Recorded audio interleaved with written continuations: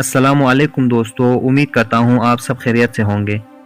آج کی اس ویڈیو میں ہم حضرت موسیٰ علیہ السلام اور سامری جادوگر کا واقعہ آپ لوگوں کو بتائیں گے۔ فرعون کی ہلاکت کے بعد بنی اسرائیل اس کے پنجے سے آزاد ہو کر سب ایمان لائے، اور حضرت موسیٰ علیہ السلام کو خداوند کریم کا یہ حکم ہوا کہ وہ 40 راتوں کا کوہ طور پر اعتکاف کرے۔ اس کے بعد انہیں کتاب توریت دی جائے گی۔ چنانچہ حضرت موسیٰ علیہ السلام کوہ طور پر چلے گئے اور بنی اسرائیل کو اپنے بھائی حضرت ہارون علیہ السلام کے سپرد کر دیا۔ آپ 40 دن تک دن بھر روزہ دار رہ کر ساری رات عبادت میں مشغول رہتے، اور ادھر سامری کو بنی اسرائیل کو گمراہ کرنے کا موقع مل گیا۔ بنی اسرائیل میں ایک شخص تھا جس کا نام سامری تھا، جو طبی طور پر نہایت گمراہ کن آدمی تھا۔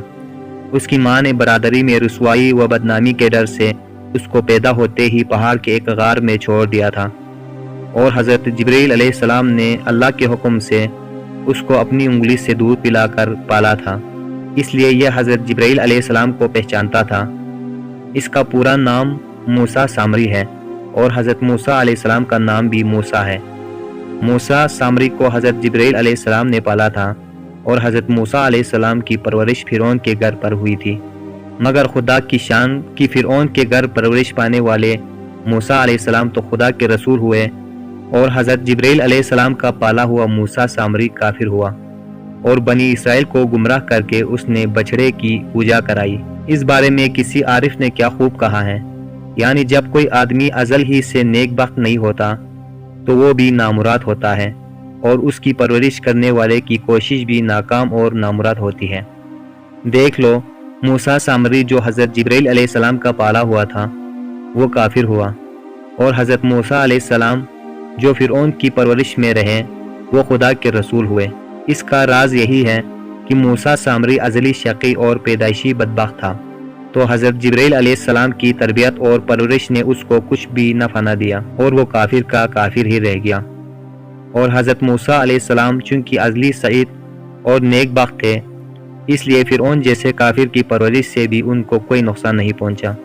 جن دنوں حضرت موسیٰ علیہ السلام کوہ طور پر اعتکاف فرما رہے تھے، سامری نے آپ کی غیر موجودگی کو غنیمت جانا اور یہ فتنہ برپا کر دیا کہ اس نے بنی اسرائیل کے سونے چاندی کے زیورات کو مانگ کر پگھلایا اور اس سے ایک بچڑا بنایا، اور حضرت جبرائیل علیہ السلام کے گھوڑے کے قدموں کی خاک جو اس کے پاس محفوظ تھی، اس نے وہ خاک بچڑے کے منہ میں ڈال دی تو وہ بچڑا بولنے لگا۔ پھر سامری نے مجمع عام میں یہ تقریر شروع کر دی کہ اے بنی اسرائیل، حضرت موسیٰ علیہ السلام خدا سے باتیں کرنے کے لیے کوہ طور پر تشریف لے گئے ہیں، لیکن خدا تو خود ہم لوگوں کے پاس آ گیا ہے، اور بچڑے کی طرف اشارہ کر کے بولا کہ یہی خدا ہے۔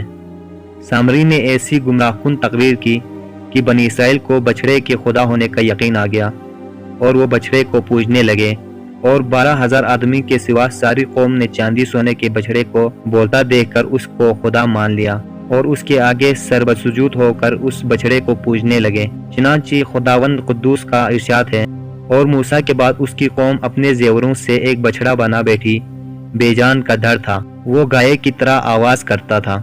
جب 40 دنوں کے بعد حضرت موسیٰ علیہ السلام خدا سے ہم کلام ہو کر اور تورات تشریف ساتھ لے کر بستی میں تشریف لائے اور قوم کو بچڑا پوجتے دیکھا تو آپ پر بے حد غضب و جلال طاری ہو گیا۔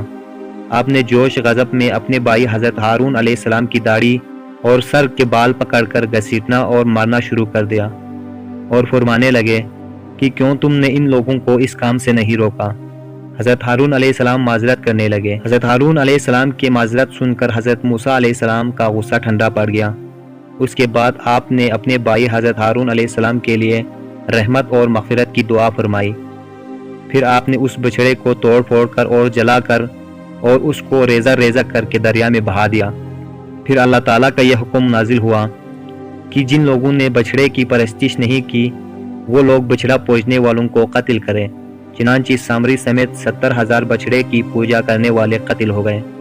اس کے بعد یہ حکم نازل ہوا کہ حضرت موسیٰ علیہ السلام 70 آدمیوں کو منتخب کر کے کوہ طور پر لے جائیں، اور یہ سب لوگ بچڑا پوجنے والوں کی طرف سے معذرت طلب کرتے ہوئے یہ دعا مانگے کہ بچڑا پوجنے والوں کے گناہ معاف ہو جائے۔ چنانچہ حضرت موسیٰ علیہ السلام نے چن کر اچھے 70 آدمیوں کو ساتھ لیا اور کوہ طور پر تشریف لے گئے۔ جب لوگ کوہ طور پر طلب معذرت و استغفار کرنے لگے تو اللہ تعالیٰ کی طرف سے آواز آئی کہ اے بنی اسرائیل، میں ہوں، میرے سوا تمہارا کوئی معبود نہیں۔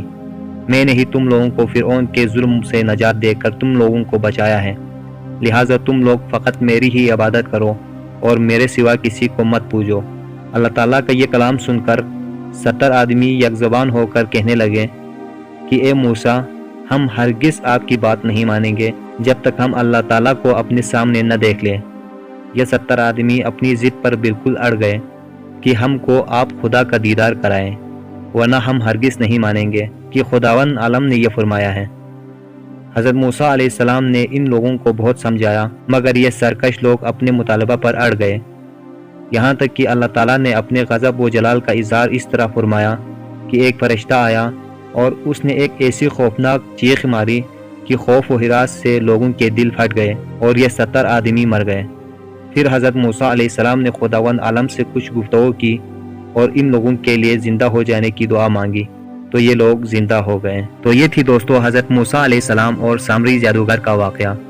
اگر آپ لوگوں کو ہماری ویڈیو پسند آئے ہو تو لائک کریں، کمنٹ کریں اور ہمارے چینل کو ضرور سبسکرائب کریں، کیونکہ ہم ایسی ہی دلچسپ اور معلوماتی ویڈیوز آپ لوگوں کے لیے لاتے رہتے ہیں۔ بہت شکریہ۔